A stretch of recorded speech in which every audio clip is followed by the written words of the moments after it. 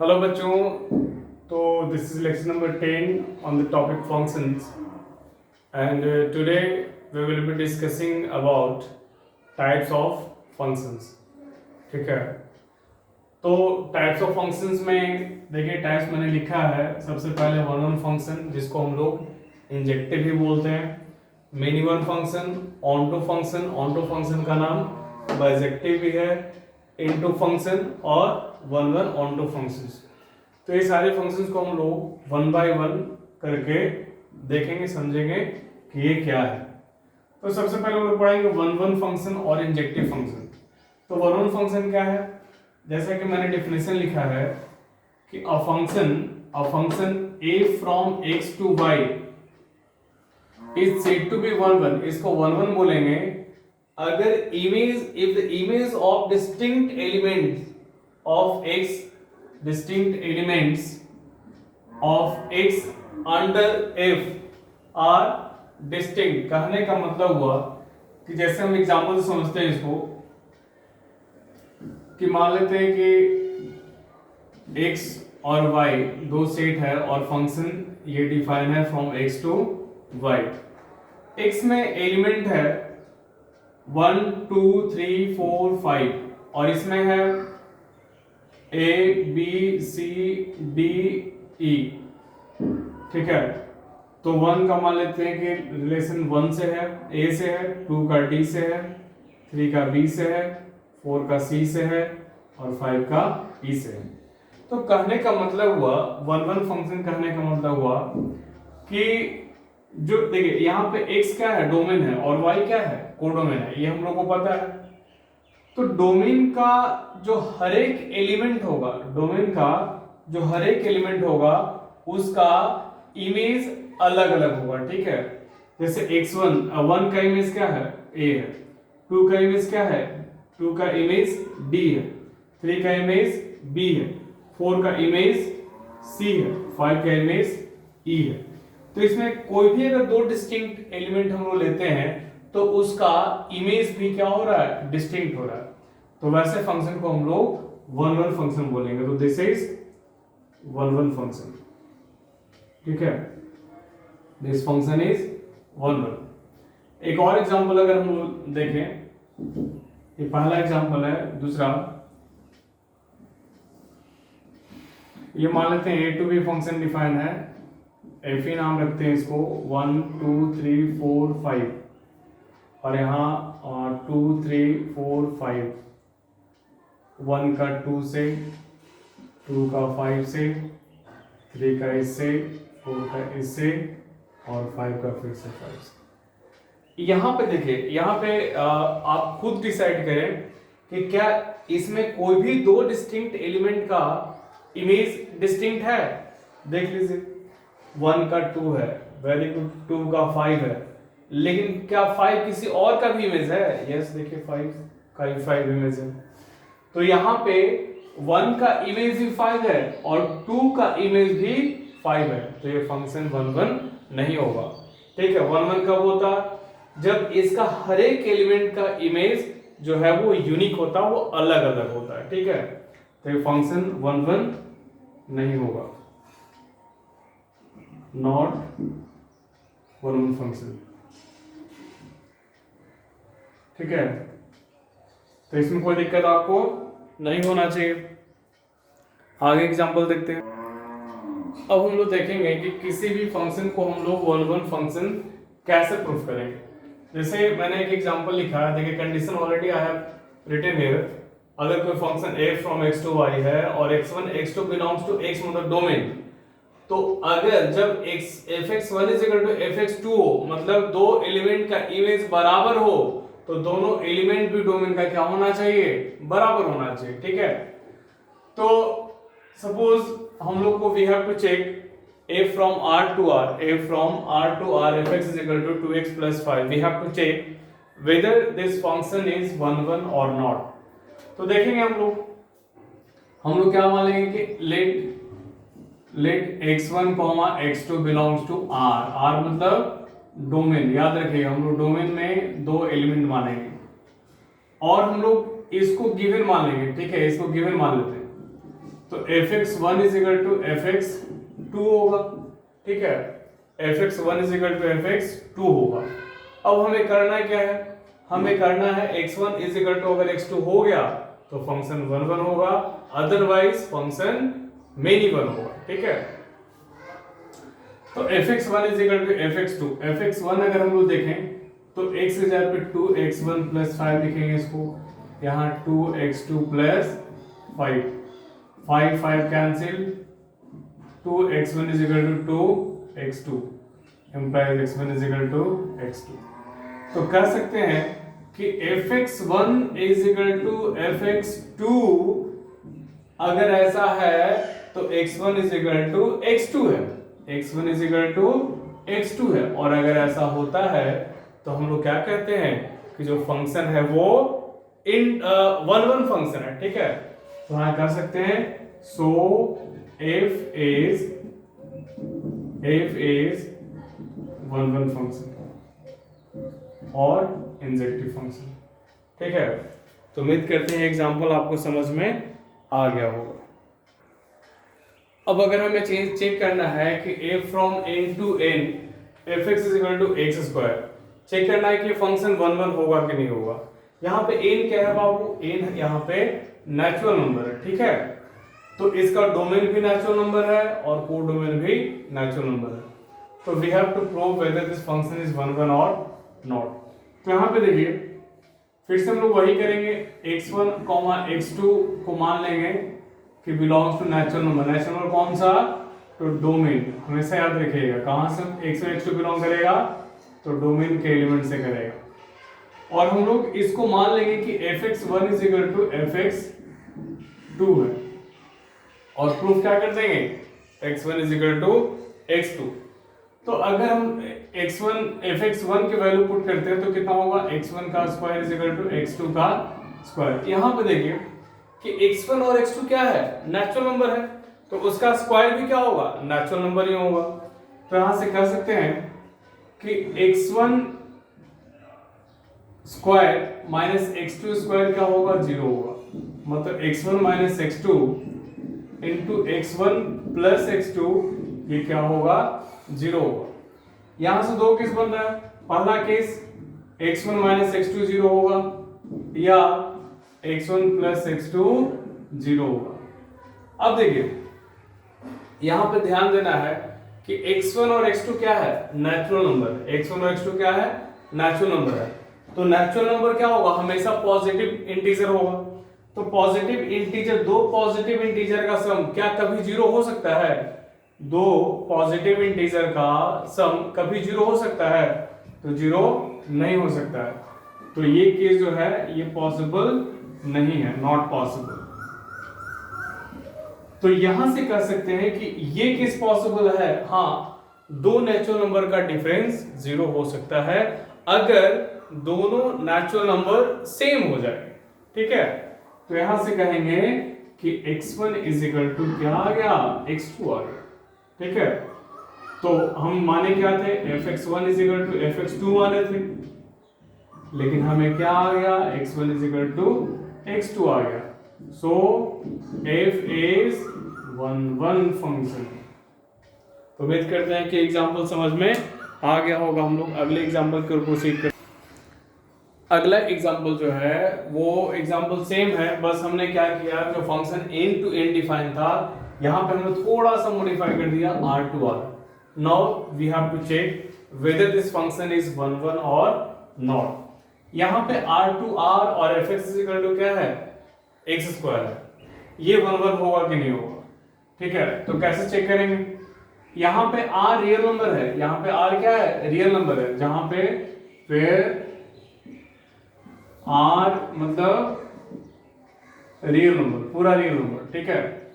तो real number में हम लोग ऐसा करते हैं, -1 और 1 दो रियल नंबर है कि नहीं है, डोमेन का दो एलिमेंट है जो कि बिलोंग्स टू r, मतलब डोमेन है।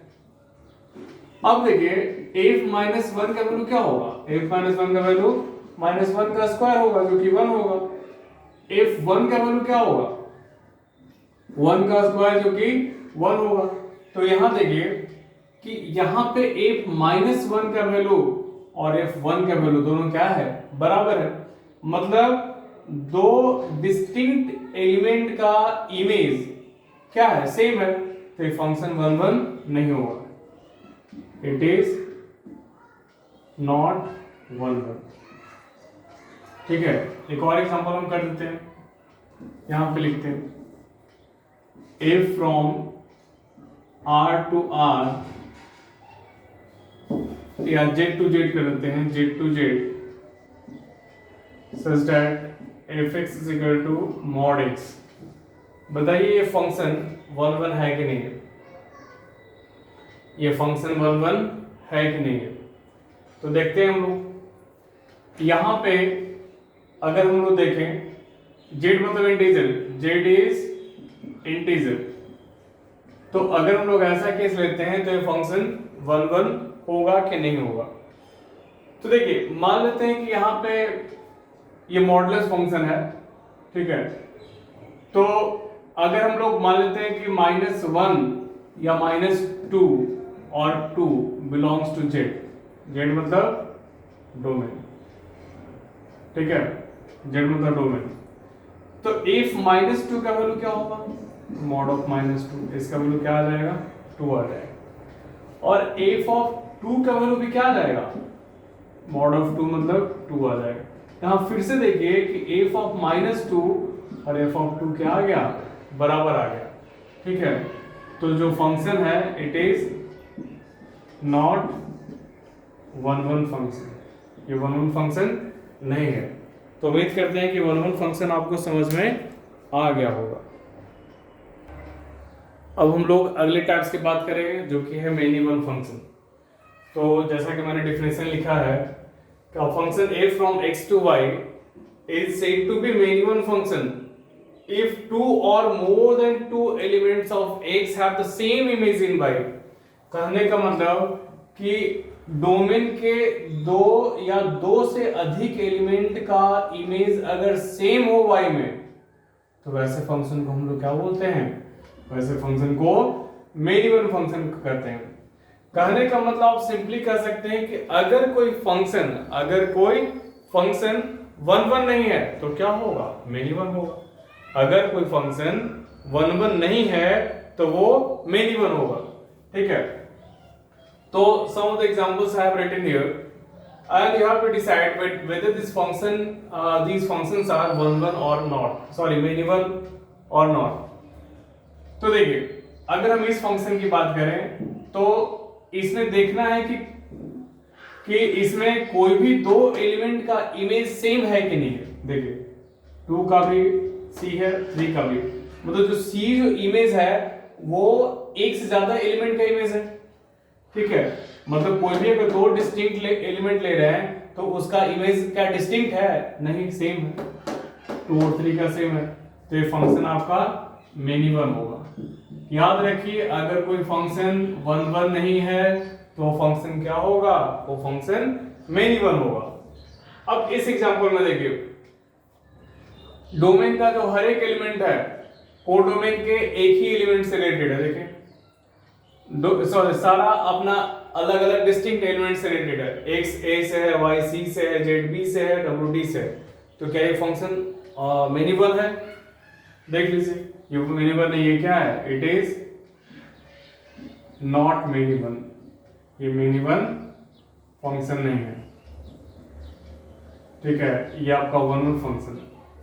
अब इसका देखिए इसमें तो साफ जाहिर से पता हो रहा है कि इसमें 2 एलिमेंट का इमेज सी था, इसमें क्या है 3 एलिमेंट का, तो कहने का मतलब 2 या 2 से अधिक एलिमेंट का इमेज अगर सेम आता है तो वैसे फंक्शन को हम लोग मेन इवन फंक्शन बोलते हैं। ये भी आपका मेन इवन फंक्शन हो गया,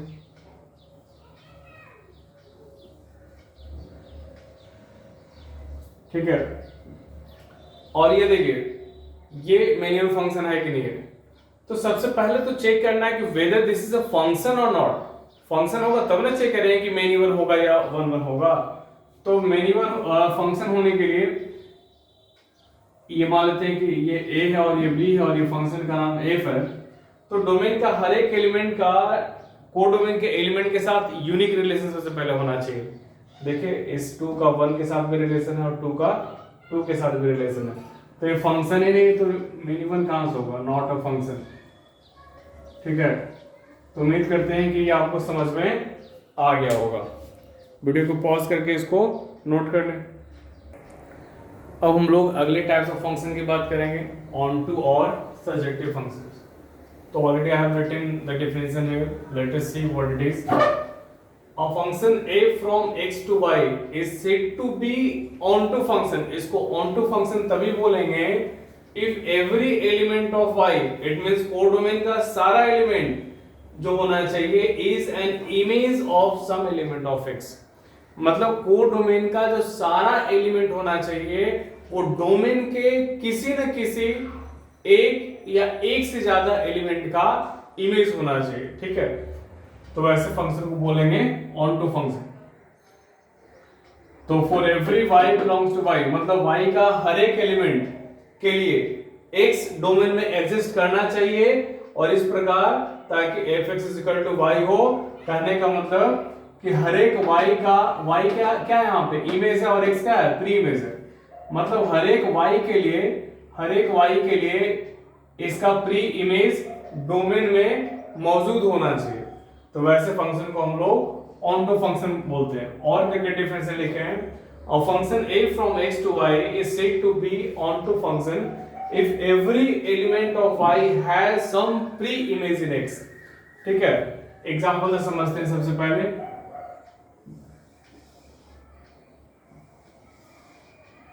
ये x और ये y है, और ये फंक्शन मान लेते हैं कि f, और यहाँ पे 1 2 3 4 A B C D,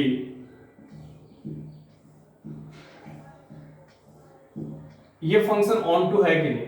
ठीक है, ऑन टू है कि नहीं कैसे चेक करेंगे, तो सबसे पहले देखेंगे कि इसमें क्या कोई एलिमेंट ऐसा है जो कि x के एलिमेंट से रिलेटेड नहीं है। क्या y कोडोमेन में क्या कोई ऐसा एलिमेंट है जिसका प्री इमेज x में नहीं है, तो यस है। देखिए d का कोई भी d जो एलिमेंट है y का कोडोमेन का, इसका कोई भी डोमेन के एलिमेंट से रिलेशन नहीं है। तो ये फंक्शन क्या ऑन टू होगा, is this function is onto, obviously not. तो ये function onto, it is not an onto function. ठीक है, और भी एग्जांपल देखते हैं हम लोग।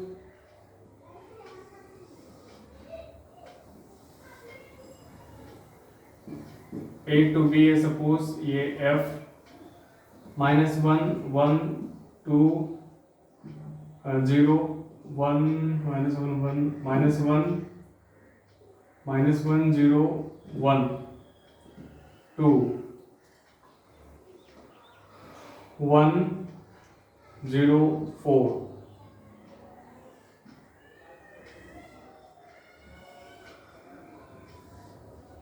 अब बताएं क्या ये फंक्शन ऑन टू है। तो देखिए यहाँ पे ए डोमेन है और बी क्या है, कोडोमेन है। कोडोमेन में देखना है आपको कि क्या कोई ऐसा भी एलिमेंट है जिसका डोमेन में कोई प्री इमेज नहीं है। क्या कोडोमेन में कोई ऐसा एलिमेंट है जो कि डोमेन के एलिमेंट से रिलेटेड नहीं है। देख लीजिए कोई भी नहीं है, सारा एलिमेंट जो है कोडोमेन का वो डोमेन के एलिमेंट से रिलेटेड है। तो ये क्या हो गया, ये आपका ऑन टू फंक्शन हो गया। ठीक है, तो वीडियो को पॉज करके इसको नोट कर लें। Now I have written some examples and you have to check whether this function is onto or not. So I have written some steps that will be helpful to you to check whether the function is onto or not. So the first step is let y be an arbitrary element of codomain. codomain का कोई भी हम लोग arbitrary element सबसे पहले y choose करेंगे। ठीक है, उसके बाद हम लोग y को fx के बराबर पुट कर देंगे और express x in terms of y, x को y के टर्म में एक्सप्रेस करेंगे। और उसके बाद check whether for every y belongs to codomain, codomain के हर एक एलिमेंट के लिए there is x belongs to domain, domain में x आर डोमेन में एलिमेंट्स है कि नहीं, प्री इमेज है कि नहीं, under the function fx is equal to y या such that fx is equal to y। अगर ऐसा होता है तो फंक्शन ऑन टू होगा, अदरवाइज फंक्शन ऑन टू नहीं होगा। जैसे हम पहला देखते हैं कि a from n to n such that fx is equal to x square, ये फंक्शन ऑन टू है कि नहीं। तो सबसे पहले हम लोग क्या करेंगे, जैसे कि पहला स्टेप लिखा है कि let y be an arbitrary element, तो हम लोग बोलेंगे let y belongs to natural number, ठीक है, मतलब y कोई आर्बिट्ररी एलिमेंट है जो कि किसका है, कोडोमेन का है, हमेशा याद रखिएगा कोडोमेन।